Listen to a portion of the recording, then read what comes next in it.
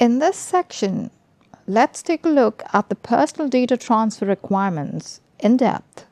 If an individual's personal data is transferred outside the EU, they risk losing the protection of the GDPR. The GDPR has therefore set rules for such international personal data transfers. They are also known as third country transfers.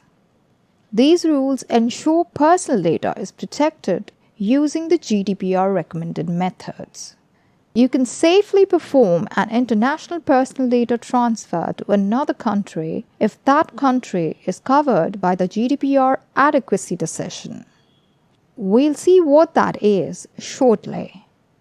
While in the absence of an adequacy decision, you can rely on one of the other protections, including binding corporate rules, standard contractual clauses, code of conduct, certification, and then there are derogations.